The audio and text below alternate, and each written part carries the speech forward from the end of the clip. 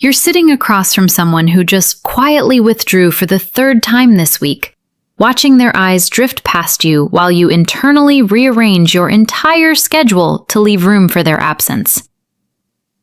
The room grows heavy, your chest tightens, and a paralyzing exhaustion settles into your bones. But what if the pattern you're exhausted by isn't a curse, and that is not a fundamental flaw in your nature? It's a highly intelligent survival blueprint your nervous system is desperately trying to decode.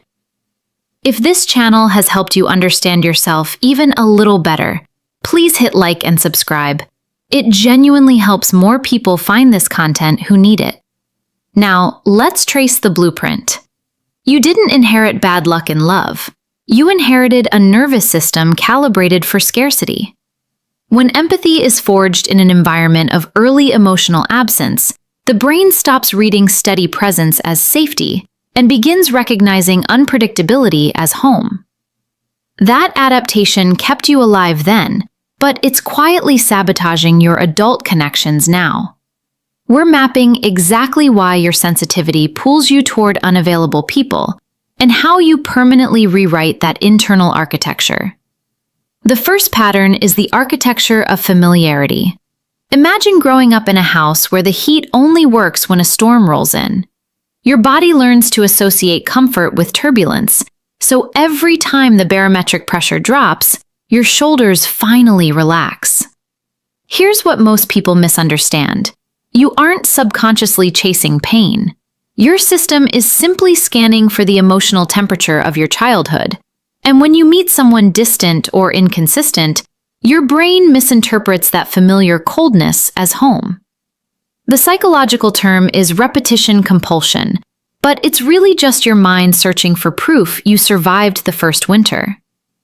The second is the starvation loop. When you're raised with emotional droughts, silence where reassurance should be, absence where attunement was needed, your capacity for empathy becomes your only water source.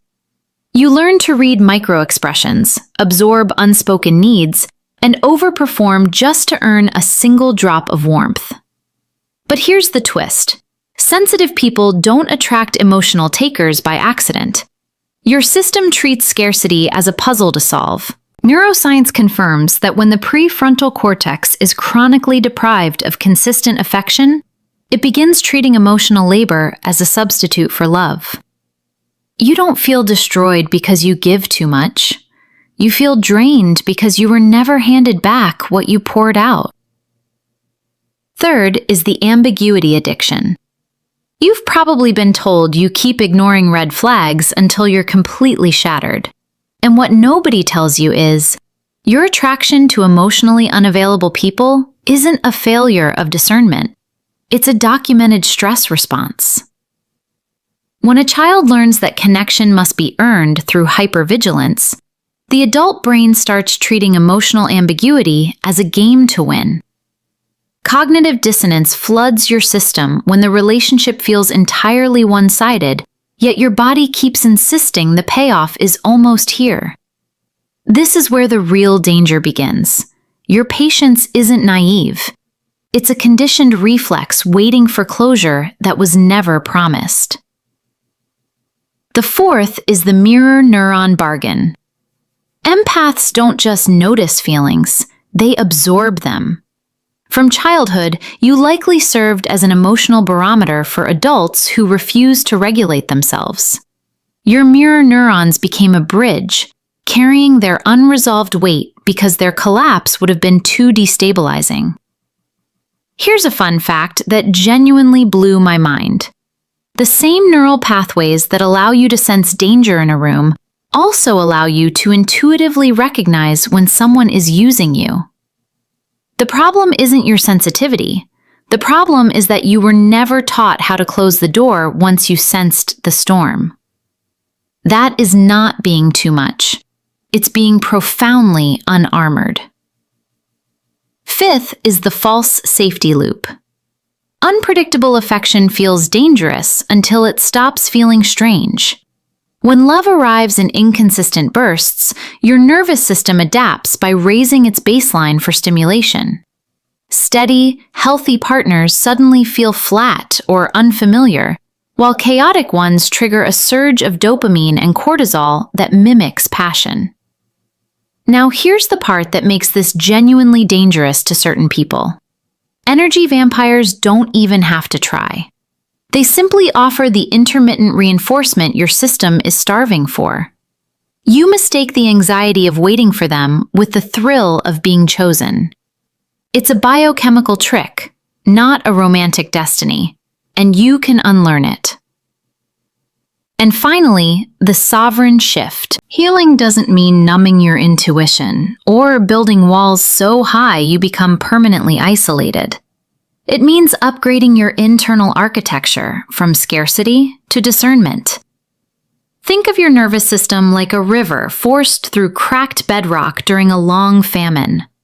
Once consistent boundaries are finally established, the current stops rushing toward familiar erosion and naturally carves a wider channel. Research in trauma therapy shows that consistent self-regulation literally rewires neural pathways, shrinking the amygdala's panic response to interpersonal chaos. You stop performing for survival. You begin choosing peace.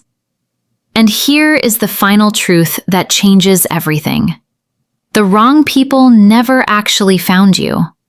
You simply outgrew the version of yourself that had to earn oxygen. Every time you felt completely collapsed by someone who couldn't match your depth, it wasn't proof you were broken. It was evidence that your capacity had finally expanded beyond the walls of your childhood neglect. The exhaustion wasn't punishment. It was the quiet weight of a nervous system holding its breath for decades, waiting for permission to exhale. You were never too much. You were just practicing survival until you were safe enough to thrive. So here's what I want to leave you with today. The right people won't ask you to shrink your empathy to fit their limitations. They'll meet you where your sensitivity has already carved out a sanctuary. If this resonated deeply with you, please drop a comment and tell me which sign hit the hardest for you. I read every single one. And if you know someone who has been quietly carrying this weight, share this video with them. Not for the algorithm, because they deserve to know their sensitivity is finally safe.